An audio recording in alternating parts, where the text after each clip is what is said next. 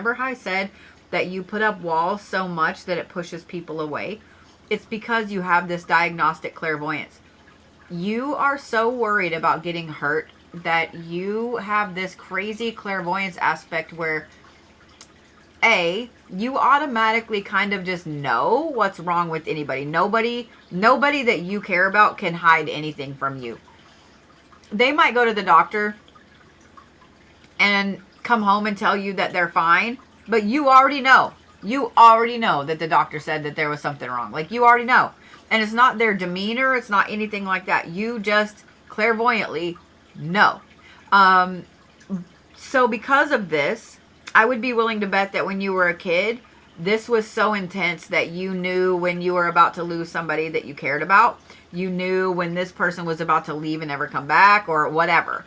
You had all of these things that you knew. And so this has made those walls come up immediately and come up stronger.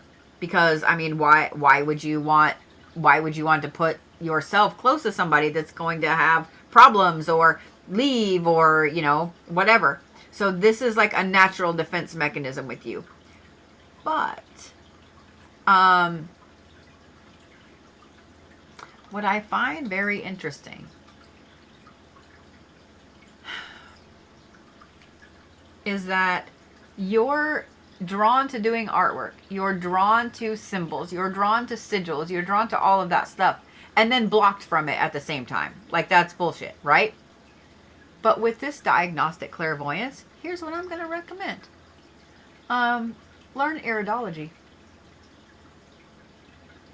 Learn iridology. There's a whole science of reading the iris of someone's eye. It's a dying art. Learn iridology. That will pull on this natural aspect of this clairvoyance, this diagnostic clairvoyance you have, and it will allow you to overcome that creative block. And by overcoming that creative block, then it unlocks all of the creativity. Do you see what I'm saying?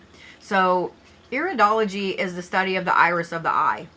And with it, somebody that's very well versed in iridology, they can look in your eyes. They can look at the different things with your eyes. You guys have all heard how people say that a dentist can tell you're pregnant before you know you're pregnant. A dentist can tell that someone has cancer before they know, you know, things like that. They can tell by looking at your teeth if you got heart problems or not. Iridology is the same way. The pattern of the iris, you know, nobody just has a solid color, right? Everybody has lines and patterns, dots, all kinds of stuff. All of those things say something about your overall health. There's a lady outside of Tulsa named Phyllis who has done iridology. She learned it from her dad.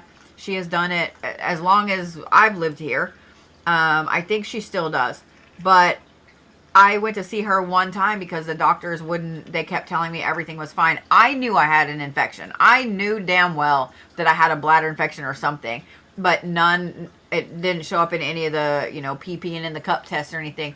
She just took one look at me. She was like, oh, blah, blah, blah, blah, blah. She was like, she owns a, like, health, I don't want to say it's a health food store because it's not. But she has a lot of juices and oils and stuff like that. She was like, you need blah, blah, blah, blah, blah.